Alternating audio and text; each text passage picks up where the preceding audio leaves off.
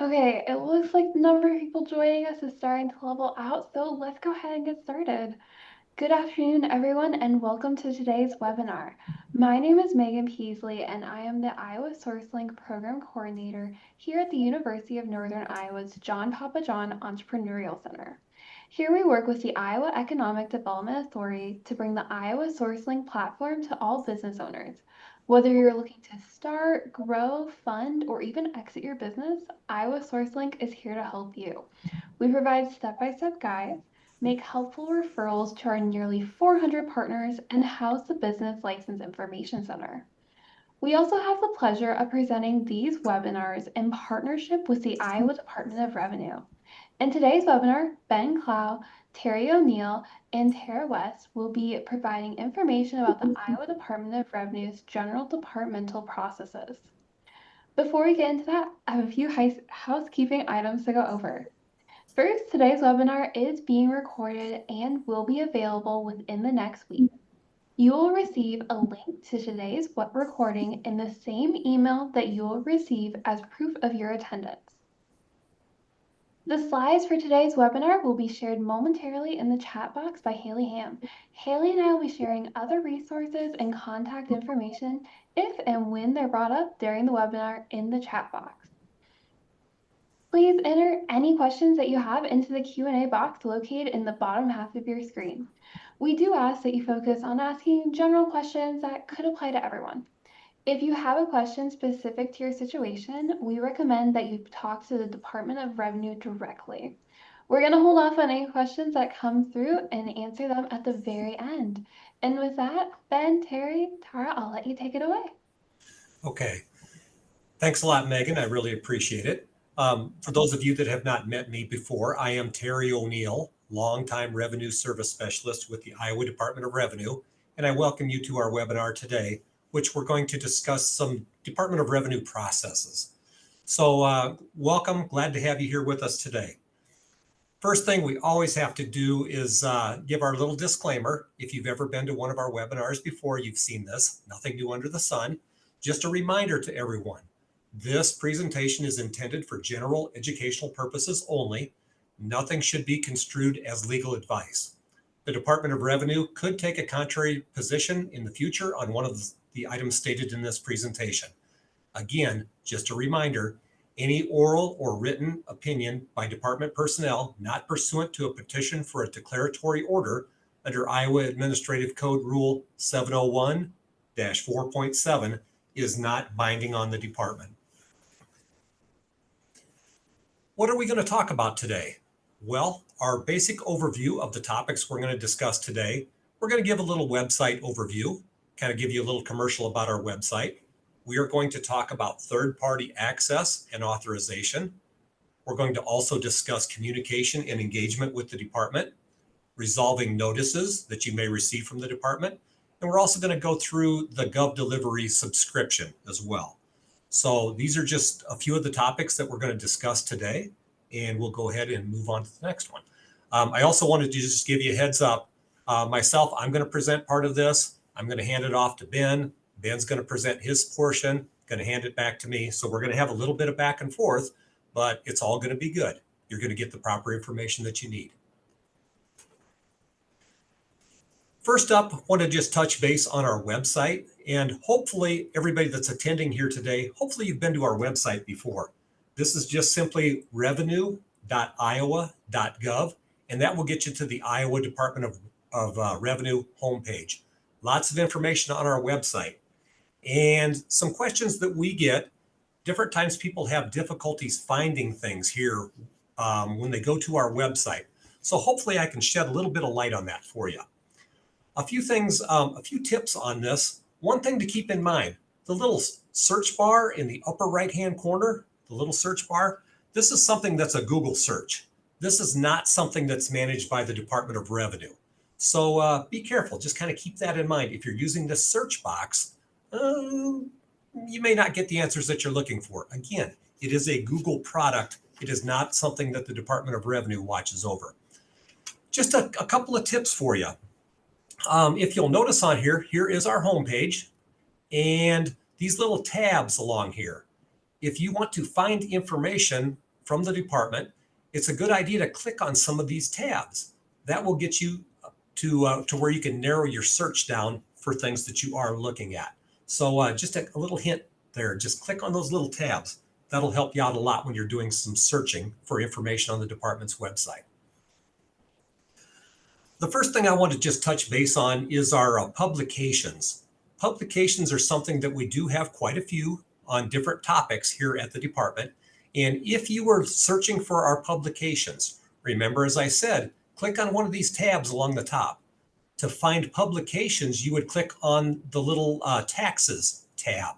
And again, we have a red arrow showing you where that's at. And once you click on the taxes tab, the next place that you would go would be under tax guidance. Tax guidance. And a couple things to remember when you get into the tax guidance. And I don't have a live shot here to show you, but when you click on tax guidance, there are going to be different topics depending on the tax type that you're looking for. One thing that I work with quite a bit is Iowa sales and use tax. If you would click on the link for sales and use tax, you would find our various publications that we have on different topics related to Iowa sales and use tax. So something to keep in mind. Again, if you click on taxes, then tax guidance, you can go ahead and you can look at the various publications that we have based on tax type.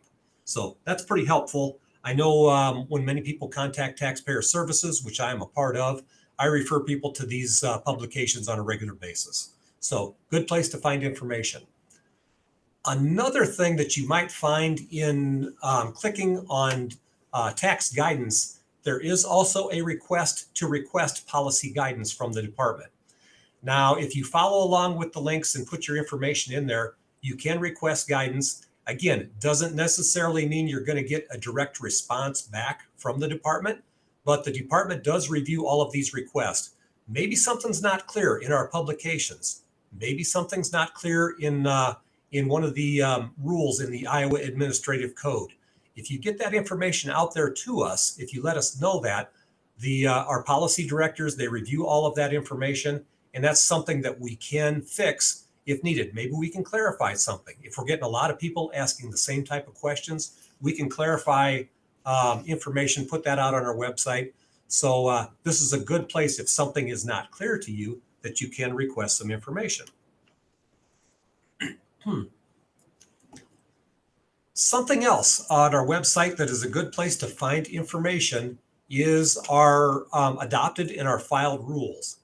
As I said earlier, if you click on the little tab looking for resources, there is a resource there for adopted and filed rules. And you can go through and you can follow any changes that have been made, any updates that have come out, any proposed rules that are in the works. You can find that information there. Another thing to keep in mind, which I'll give you the commercial on that a little bit later on, but Gov Delivery. I don't know if any of you subscribe to Gov Delivery. I'll spend more time on that here in just a little while. But if you do subscribe to Gov Delivery, you'll be notified anytime there are some changes to the rules. If some new rule is adopted, if a proposed rule is coming up for discussion, you will get automatic notifications of that. So that's something to keep in mind as well. Iowa tax forms. This is something that we get a lot of questions on, especially during the tax season, as you can imagine. But if you click on the little tab at the top of the screen on our website for forms, on our menu bar, you can find the various forms that we have. One thing to keep in mind is when searching for forms, less is more. For instance, don't type in the tax year particularly, type in the form you're looking for. If you happen to be looking for an Iowa 1040, that's something that will help you then narrow your search. So again, just keep that in mind. Less is more. When you're doing a search, the less you put in there, the better. You can then narrow things down as you're completing your search. So just something to keep in mind. Again, we have forms.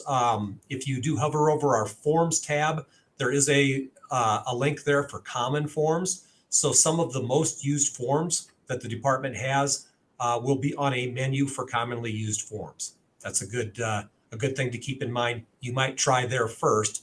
If it's something that's not one of the most commonly used forms, that's okay. You can dig down by tax type to find the form that you're looking for.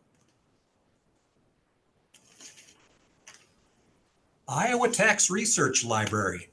This is something that we currently have. This is under our Resources tab. And if you were to click on Resources, you would also be able to find a link to the Tax Research Library. This is something that we have had for quite a few years now. We've had the Tax Research Library. And I just wanted to notify you that there's going to be a change on this. We are renaming this. This is going to be changed to the Iowa Revenue Library. And why are we doing that? Why are we making this change? Well, fairly recently, Alcoholic Beverages Division and the lottery has been incorporated under the Department of Revenue. So there are things in there, there will be things in there besides just simply tax documents. So we have renamed this.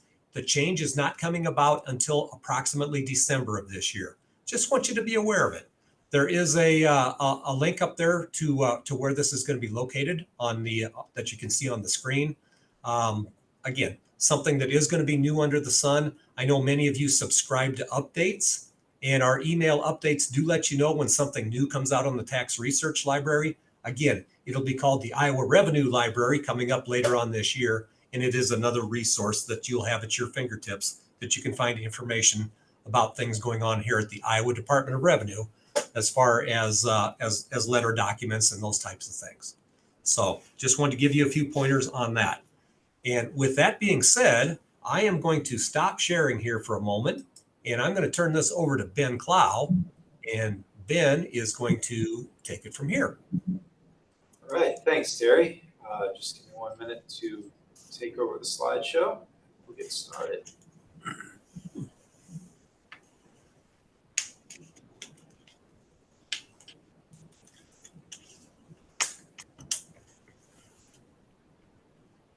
There's the wrong screen.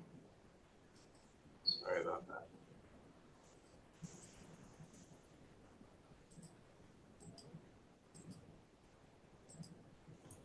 That's better. So as Terry said, I'm Ben Clow. I'm going to talk to you a little bit today about third-party access and authorization, which is one of the main department processes that we get a lot of questions about. In order to talk to the department about confidential tax information, because tax information that you submit to us is confidential, and we can't disclose it to anyone other than the taxpayer themselves. We have a number of types of authorization that allow us to talk to certain people about that confidential information, and also for certain types of people to make decisions about on behalf of a taxpayer other than themselves. So the four types that we're going to talk about today are the authorized representative, the power of attorney, the disclosure designee, and the authorized entity representative. Authorized representative is probably the one that we've got the most questions about in recent times, mostly because it was a new category for us several years ago. This was a solution that the department came up with for dealing with representatives of taxpayers, basically other than individuals, entity taxpayers for the most part. 95% of the authorized representative requests we get are for businesses, whether they're an owner or an employee of the business. Mostly we get those people writing in or submitting our form to become an authorized representative and act on behalf of the business.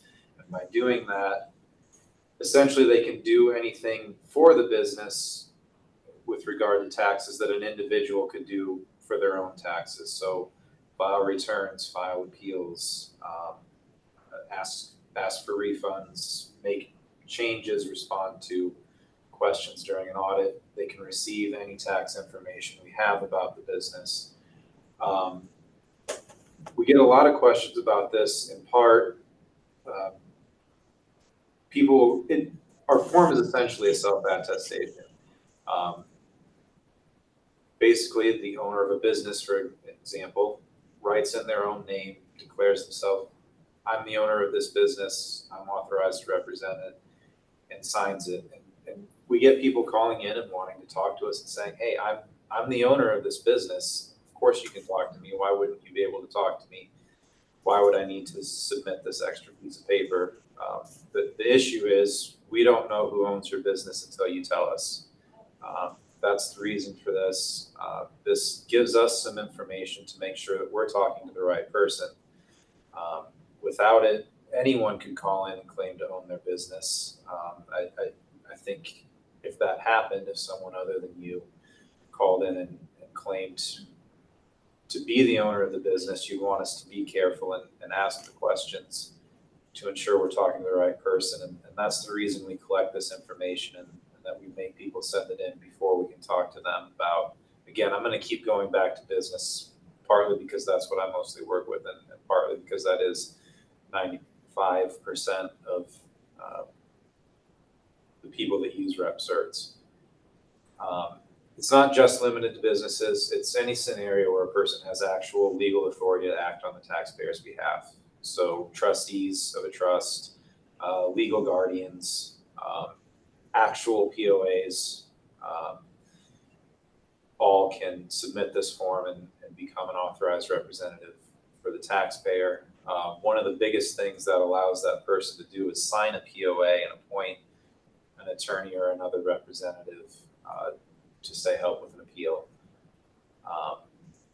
The authorized rep is for the taxpayer. Unlike the POA, which we're going to talk about next, it inherently covers all tax years, all tax types, anything else that might come before the department, and it is permanent unless someone revokes it, which is another point I want to emphasize, especially for business owners. Again, we'll have employees, which they're allowed to do, sign this form and become authorized representatives. Again, if that person leaves the company, we don't know until you tell us. You may want to be careful about maintaining that and letting us know when somebody leaves that authorization is revoked. There are a couple different ways to become an authorized representative. One is to fill out the representative certification form and send it in. You can find that on our website. It can be submitted anytime. One of the most important things I'd say about submitting this form is make sure you have the most recent version. Always go to our website today when you're going to fill out the form, print it off and fill it out. I'm not sure it's such a problem with the rep cert these days, but in the past, attorneys in particular would print off a stack of department POAs and just keep using them till they ran out. And then sometimes we make an update and there's something about that form that's become invalid since the time you printed it. So make sure you're going to the website and getting that most recent version. The most recent version is the only one that will appear on the website, as long as you're using our website, as opposed to, say, a Google search. New starting last year, signing certain income tax returns also automatically gets the person who signed it entered as a rep cert in our system. That person would not need to fill out the separate rep cert form in order to be able to act on behalf of the, again, I'm going to keep going back to business, but it could be trust or something else. So the person that signs an 1120S franchise return at 1065, they will automatically be entered in our system and be able to talk to us about that business. Coming soon, we will have a new way to become an authorized rep. Again, a lot of the questions and complaints we get about submitting this form are that often, particularly business owners, have to sign and send this in just in order to sign a POA to appoint their attorney to represent the business. Coming soon, we are going to expand the POA form to add the authorized rep information all on the same form. You'll just submit the one. This new section would need the information of the person who's signing the return. For those taxpayer types or representative types that require additional documentation, you may still have to send that in. This still looks basically the same as the separate rep cert form, but if what you're wanting to do is appoint a POA and you also don't have an authorized rep, will soon, this says now, will soon be able to fill them all out on one form. We were originally hoping to roll this out sooner. It requires some programming changes, which are part of our modernization effort, which I'm sure a lot of you have heard us talk about in some of the previous webinars. That rolls out in November, so this, my understanding is, needs to come out with that or shortly after that. So November, December, this should be available. It's not quite there yet, but this is what the new authorized rep section is going to look like. That brings us to the POA. I don't get as many questions about this, or rather the main issue is usually that someone submits a POA that hasn't been signed by a person who is an authorized representative. But the POA is a little bit different in that the authority can be limited. In this case, the authorized representative is a person saying, I am effectively the taxpayer for legal purposes. The POA is the taxpayer appointing a person, doesn't necessarily have to be an attorney, to represent the taxpayer before the department. We do have a separate department POA that we use to appoint powers of attorney for those representing the taxpayer in front of the department. So a general POA, again, could qualify as a rep cert, could submit that, but would still need to submit this separate POA form to be appointed for department matters. The taxpayer can choose to limit this, could be to a specific tax type, specific tax year, or they can just not fill out those limitation sections, and this defaults to covering all tax types, all past years, and up to 3 periods in the future, which is another difference between this and the rep cert. It doesn't go on in perpetuity. If you're filling this out in 2025, you can appoint a POA to represent you through 2028. But if you want 2029 covered, you're going to have to submit a new one for that year. While it can only cover 3 years in the future, it doesn't expire. So in 2029, that POA is still good for 2028. That person can continue representing those years. It's just that a new form has to be submitted to cover the future years. Another important point is that submitting a new POA form revokes all prior ones. That's an important thing to watch out for if you have an existing POA and you want to appoint an additional one. So there is room on the form, and we also have a supplemental form, so you can list more than one person on that form. You can add as many of the supplements as you need. But if you've got an existing POA who you want to keep and you want to also add someone else, you need to list them both on the form when you send it in. Because mechanically what's going to happen is the original one's going to get revoked and replaced with the new one. The other thing I want to note, I said you don't have to be an attorney to be a POA, but only certain individuals who are enumerated in our rules are allowed to represent the taxpayer in a contested case. So only attorneys, CPAs, certain others that are listed can go in front of an ALJ and argue an appeal on the taxpayer's behalf. Although any person the taxpayer wants to appoint can say, you know, call in, can get a POA to say call in and request a refund or check on status or deal with an audit. When we go into appeals, only certain people are allowed to make arguments before the ALJ, or even a narrower group when you get in front of district court. POAs can be appointed in several ways. The main one is the IA 2848 power of attorney form. The fiduciary and inheritance returns also both have sections to appoint a POA right on the form without having to fill out a separate one. The third type of authorized representative we want to talk about is the disclosure designee. This is, again, someone other than the taxpayer who's being authorized by the taxpayer to receive confidential information from the department, but not to act on their behalf. So the disclosure designee can't file an appeal, can't represent the taxpayer in an appeal, couldn't file an amended return or a refund claim. But they can call in and, you know, ask about the status of a refund claim or the status of the return. There are a couple of ways to get this designation. One is to fill out the 8821 form. The other is new on all of our individual or all of our income tax type forms last year, the taxpayer can designate someone right there to receive information. Commonly, this is used to designate the preparer who prepared the return so that they can call in and get information about refund status or why the taxpayer got an assessment.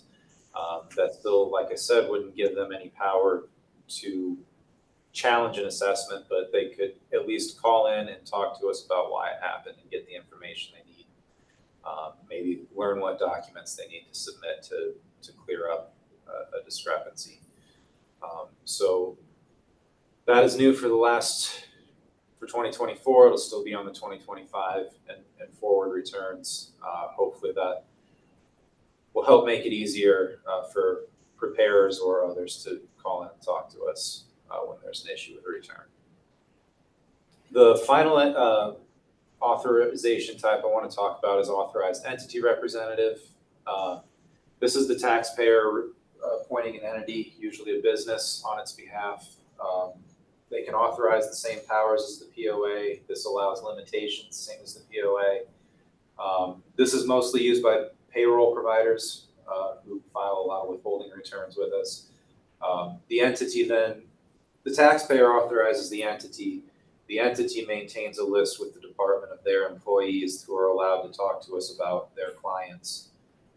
That's maintained through GovConnect Iowa. It doesn't require a log on.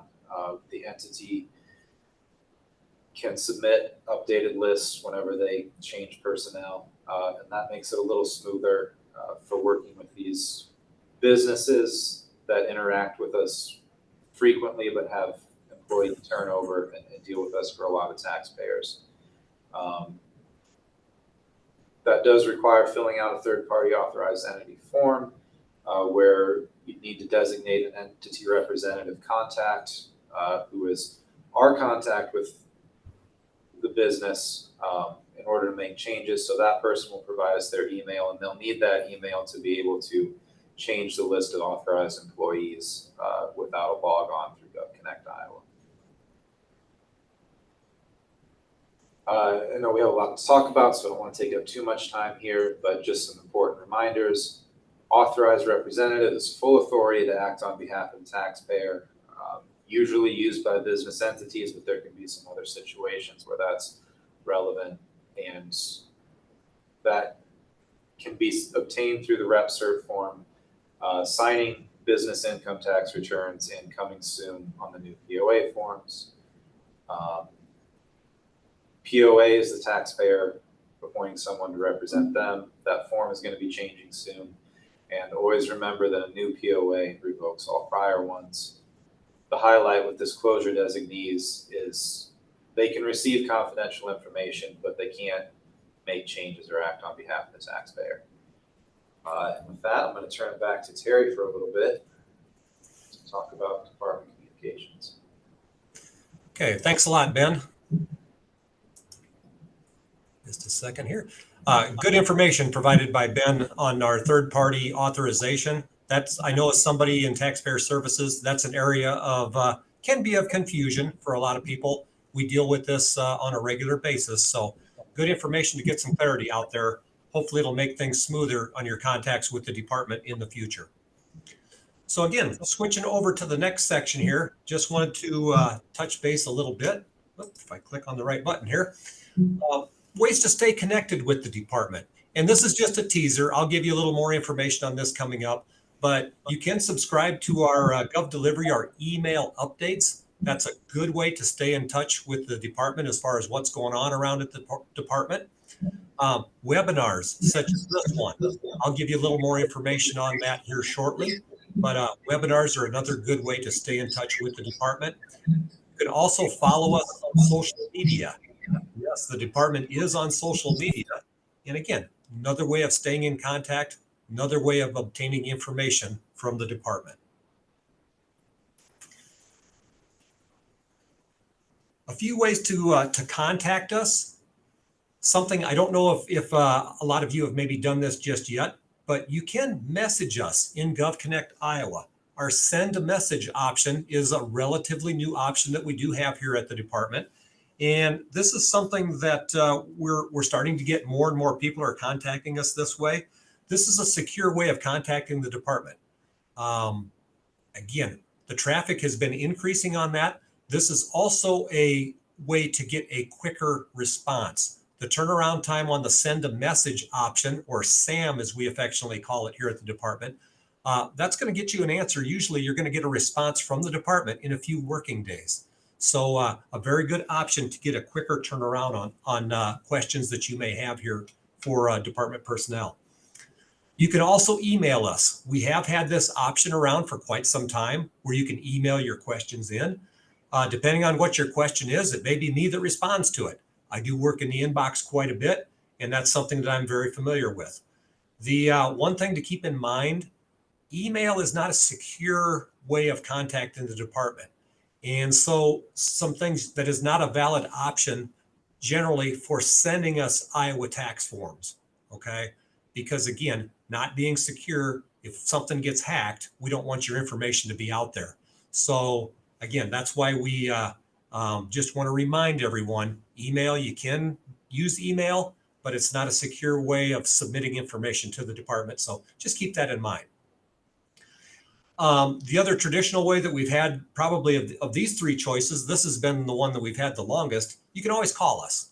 Our taxpayer services staff are on the phones every day, Monday through Friday, 8 to 4:30, and it's the 515-281-3114 number. That's another good way that you can contact us if you need to speak with someone here at the department. One thing to keep in mind, no matter how you contact us, one thing we are always going to do is we are going to ask you a few questions to verify confidentiality. As was just discussed here earlier, Ben was mentioning things about third parties and authorized individuals. This is something we take very, very serious here at the department, is confidentiality. And we are going to ask some questions to establish confidentiality before we give out any information about a tax return. We want to make sure when you call in that you are in fact an authorized individual. That also applies if you're send a message, or if you're going to send us an email. We're going to ask you some questions to try to verify that. Again, we're not trying to just be difficult with you. We are trying to make sure that we protect the confidential information that is in our care. A couple of other things. If you are in GovConnect Iowa or you have used GovConnect Iowa, I already did mention the send a message option. Send a message, again, something that is fairly new here at the department. This is a good way that you can provide information to us. If you have questions about payments, questions about an account, maybe you have a tax question, a good method to obtain information on that is use the send a message option. We also have our chat bot as well that is in our GovConnect Iowa portal, and that is called, we affectionately call him the Colonel. And the Colonel is a way that you can type in some keywords, type in some information. You can get some basic information on things here at the department. It's a good resource. It's 24/7, 365 days a year. So you don't have to reach out through the Colonel on during working hours. You can check it out at home on the weekend, in the evening, whatever works best for you. It's just another resource. Is it the answer to every question you have? No, it is not. It is not intended to be. It is another resource for you that may help you out if you're having an issue with the department. So something just to keep in mind, and that's the purpose here today, is to make you aware of some of the options that we do have. Another reminder, when it comes to accessing your accounts in GovConnect Iowa, and hopefully a lot of you have already done this, if you've been to our GovConnect Iowa portal, hopefully you've created a logon. Once you do that, you must request access to your account. This is going to require that you have some information. Potentially, you're going to need to have your letter ID. Maybe you've gotten some correspondence from the department. Maybe your federal employer identification number, social security number, again, depending on tax type. There's also perhaps some other verification information on there as well. These are some good things to keep in mind when you are accessing your accounts in GovConnect Iowa. And again, I would recommend that you do connect to your accounts. That's the way that you can check your filing history. You can check your payment history. You can find a lot of information through the GovConnect Iowa portal. So please just remember that. And I also wanted to give it is highlighted here. It says on the note down toward the bottom of the screen, the GovConnect Iowa portal is going to be offline November 8th from 6 p.m. through November 12th at 12 p.m. That's because, as Ben mentioned earlier, we have our modernization project has been going on here for quite a few years now. And rollout number 5 is going to be coming online here this fall in November. So to get that set up, to get everything going, we have to take GovConnect Iowa we have to take it offline for a few days so we can get everything set up. So rollout 5 for our last rollout of the GovConnect Iowa portal to go into effect. So just wanted you to be aware of that. Make a note on your calendar. If you've got something you're planning on doing around those dates, make a note that you get it done before the 8th, or if it's something that can wait until after the 12th, I want you to be aware of it. Usually when we have these rollouts, our phones ring quite a bit. They're like, holy cow, we couldn't get in. What's going on with your system? Already telling you ahead of time, it is going to be down for some maintenance, so we're all ready to go for rollout number 5. And with that being said, I will stop sharing and I'll turn it over to Ben. All right. I'm afraid you're going to have to listen to me one more time before we give it back to Terry. Let's get this slide. I'm afraid I didn't keep up. There we go. So I'm going to talk to you a little bit about notices, which is another very common thing we get questions about. So first I want to talk about what to do when you receive a letter.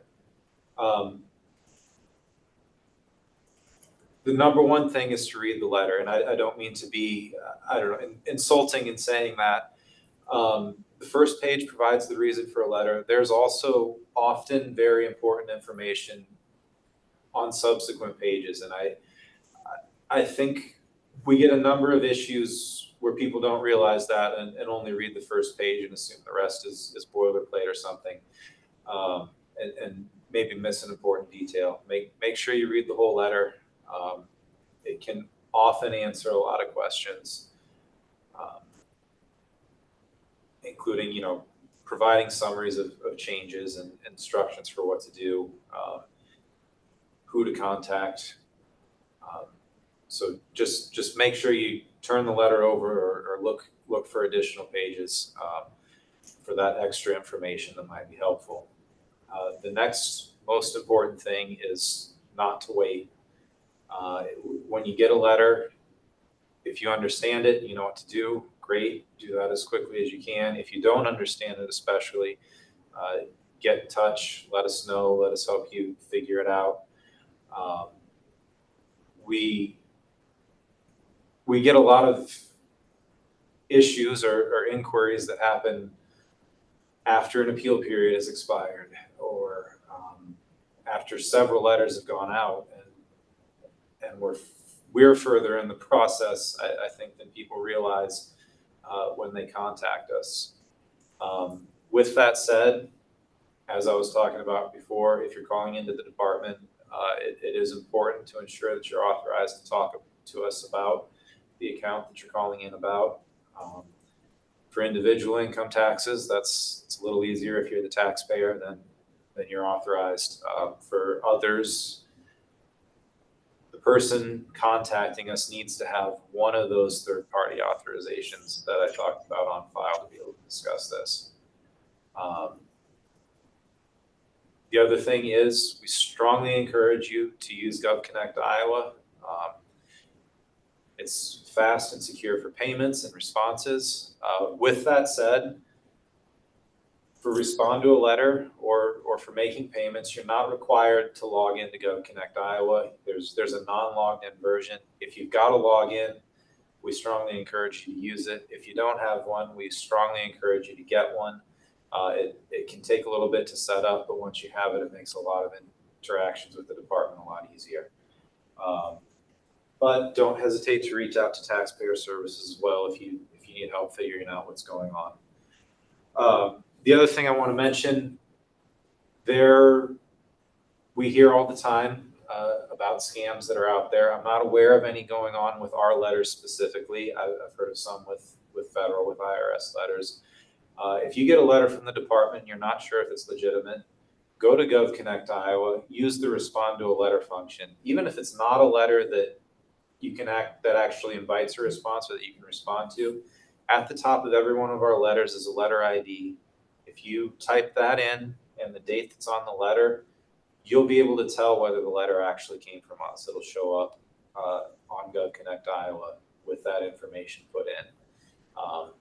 If it's a letter you can respond to, you also have the options to respond. But even if it's not, if you've got a letter ID and the correct date from a letter that we sent, you'll be able to see it there and know that it really is from us.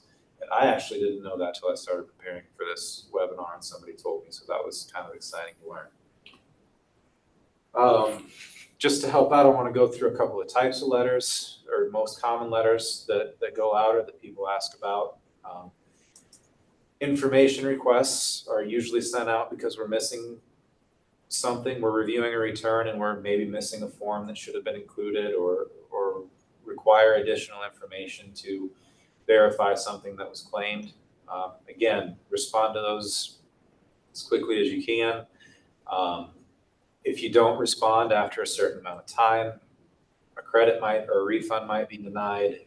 You might get an assessment. And in many cases, that can be avoided if we get a response to that information request. But it's fairly common for the response to come too late or not to come at all, and that can result in extra headaches. Another type of letter that's gone out, and I think caused some confusion sometimes, is the notice of action on a tax return. So this is letting you know that we made some sort of change to your return. Something from what you submitted was adjusted. Typically provides a summary of the return adjustments that were made, tells you what changed. This should precede an assessment. The assessment is, so the adjustment will usually tell you, if our adjustments result in you owing money, it'll tell you what that's going to be. The assessment is the official notice to the taxpayer that there's an outstanding balance due. The notice of assessment also comes with the right to appeal that assessment within 60 days. And that, again, is a thing that a lot of people miss out on by not responding quickly. And that is a formal process that's set out in the law that if you miss that window, you can lose your right to challenge the changes that were made. So especially with the notice of assessment, take care to act on it timely. You may also see set-off letters. So the department obviously takes in taxes paid. We also receive information about debt from other public agencies. And when someone owes some sort of overdue debt to another public agency and they submit a tax return requesting a refund, that refund may be set off to cover the debt to the other agency or tax debt for that matter to the department. So a set-off letter will let you know that that's what happened. It gives a general description of what the debt is and how much was set off to cover it. You may also see a number of different letters from audit. So usually an audit sort of progresses in the order that's shown here. You should get an audit initiation letter, just letting you know that the department is auditing your return, and it should say what years and tax types and everything. It's sort of skipped here because we already mentioned it on another slide, but during an audit, you may see one or more information request letters, asking for documentation to support a deduction or maybe just additional explanation for what you were trying to do on a return. Again, responding to those can be very helpful. Very often, we're just missing some documentation that you have, and if you send it, the issue could be resolved without an assessment going out. I think those often get missed and move on to findings letters. So typically later in the audit, you're going to get a findings letter explaining the department's position on the audit. It'll give you an opportunity to provide other information that might change those positions and, sort of prove your case that the department's position is incorrect or that your return was correct as filed. But ultimately, you'll get a final findings letter that informs you of the department's final position and closes the audit. That may lead to a refund denial or an assessment, which again would trigger that appeal period. But those are separate letters that we already talked about. I also just quickly want to mention a couple of best practices for dealing with the department. Don't self-create forms, especially payment vouchers. That I think historically was a little more common and accepted. These days, when we get a self-created, again, this is especially a problem with payment vouchers. The system doesn't recognize it. And the payment may come in, but it may not have the information that we need associated with the correct account. This is a common issue where a taxpayer submits a payment, but for whatever reason, it's not correctly connected with the account they meant it to be a payment for. So the payment's sitting in our system, but the account's showing a liability because the two weren't connected because of missing or incorrect information usually. And that's usually fairly easy to resolve once we know about it, but until the taxpayer makes us aware that they've submitted a payment and it's not showing up, as far as we can tell on that account, we just didn't get one. The other thing I want to remind people of is that payments alone are not returns. I think this is especially problematic with sales tax. Just paying the tax and not filling out and hitting submit on that return is not enough, and you're likely still going to get a penalty and some sort of letter for not filing the return. And that's all I have for you. I'll turn it back to Terry to finish us out. Okay, thanks a lot, Ben. Again, good information, good things to keep in mind. Let's see here, we will.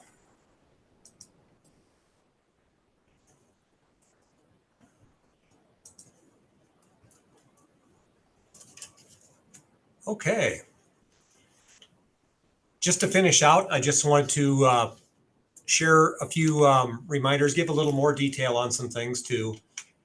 First thing I wanted to touch on was our subscribing to our email updates. This is a good way to stay in touch with the department. We've got various topics that we do have that you can subscribe to. Our newsroom, we've got tax information, law and policy updates. I touched on a couple of these earlier. GovConnect Iowa, electronic filing, economic, fiscal, and statistical information. These are some good bits of information that you can have. Myself, I subscribe to all of these. Now, some of these things may not be pertinent to me on a daily basis, okay? If I get something and it's not something that I use on a daily basis, I can delete it. That is A-okay. One thing that I've said many a times, if you've been to one of these webinars before and you've heard me talk about the Gov Delivery email subscriptions, I would rather have the information and not need it than need the information and not have it.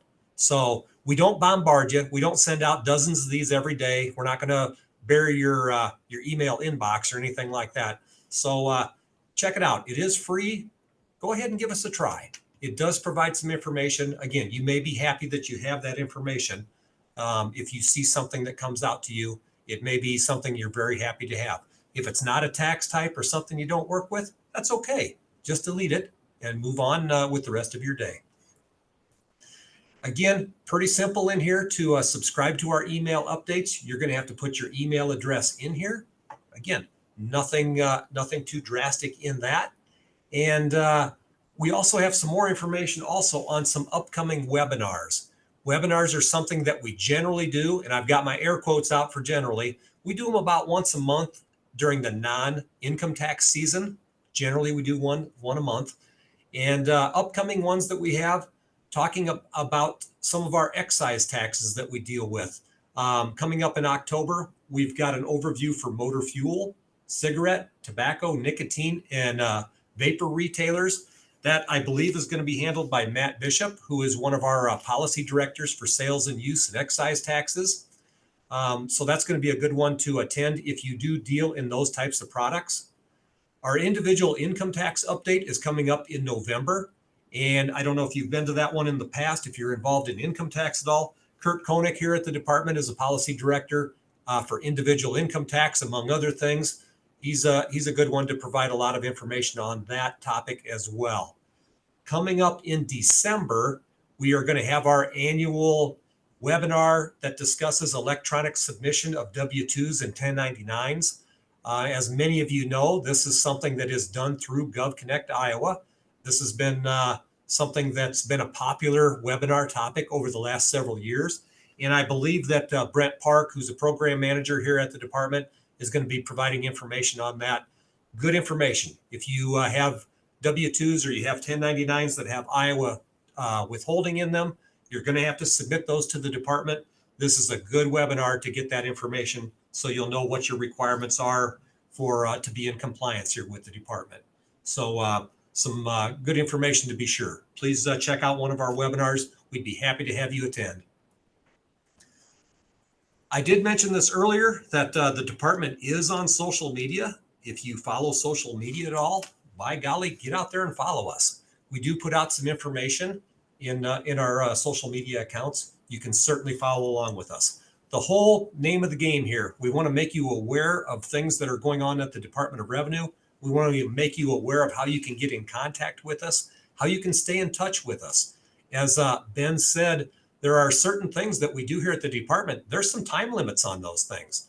The appeal process and such, if you're getting a notice of assessment, there's some time frames on there that have to be abided by.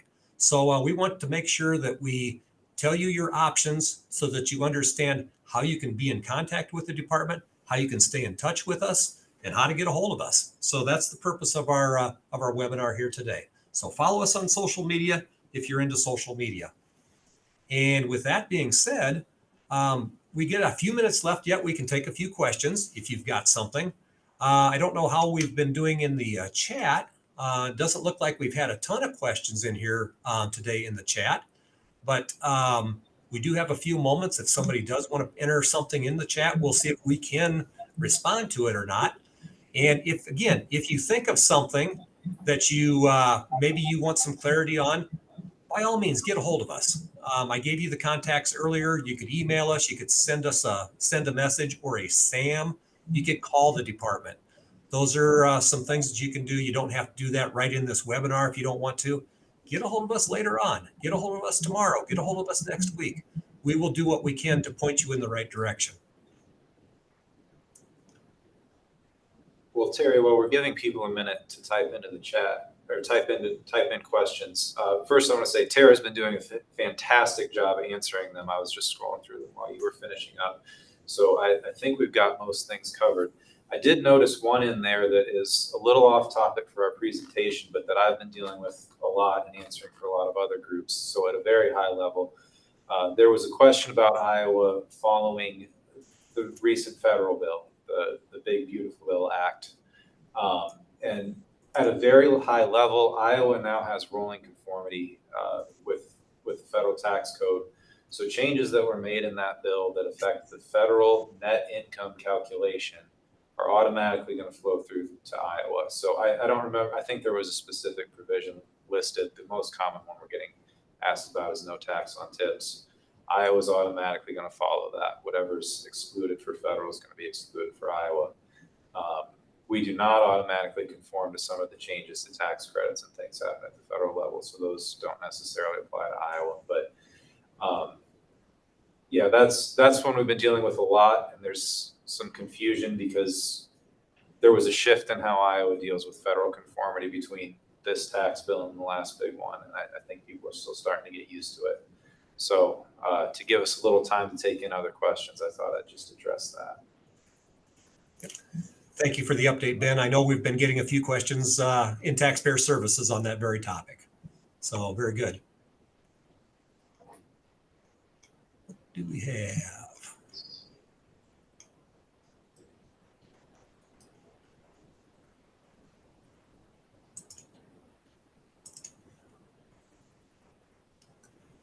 I guess The first one, there is a question there. Is IDR planning on going to strictly online payments and no longer paper checks?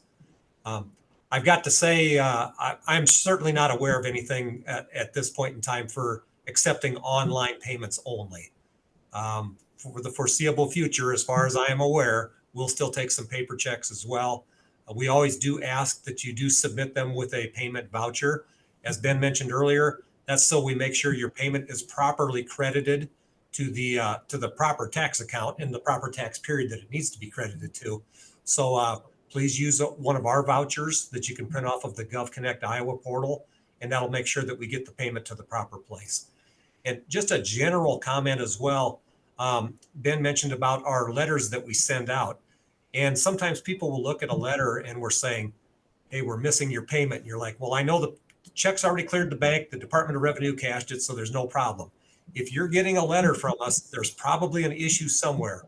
And maybe it could be something as simple as applying the payment to the proper tax type, proper tax period. So even if you know that the payment's cleared, even if you know everything's okay, you're getting a letter. So that should tell you that, wow, there's something that's not quite right here. So check it out. Call sooner rather than later. So if we need to move a payment or something, we can certainly do that. If you're an authorized person that can act on behalf of the taxpayer, we can gladly do that and get it cleared up for you right away. And I'll just add to that. It is, especially with estimated income tax payments, it is very commonly an incorrect date on the voucher that causes it to get applied to a different tax year than the one you intended it for. Always use the end of the tax year when you're making estimated income tax payments, not the due date of the quarterly payment.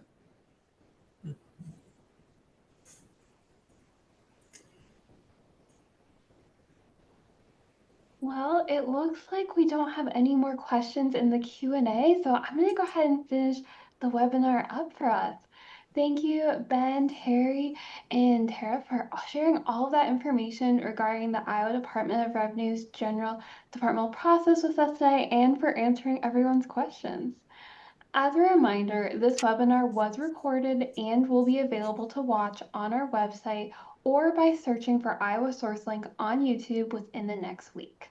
If you have any follow-up questions about the content that you heard today, contact Taxpayer Services. As Terry said earlier, you can message them at govconnectiowa.gov, IDR@iowa.gov, or 515-281-3114.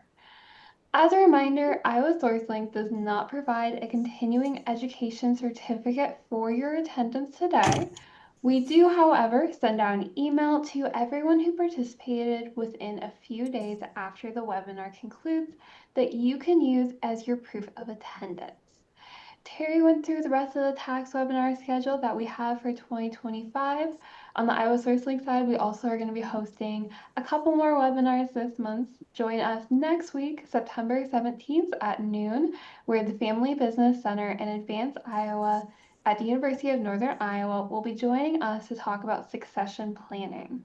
Whether you plan to exit your business in a month or 20 years, this webinar series will help you secure your business's legacy.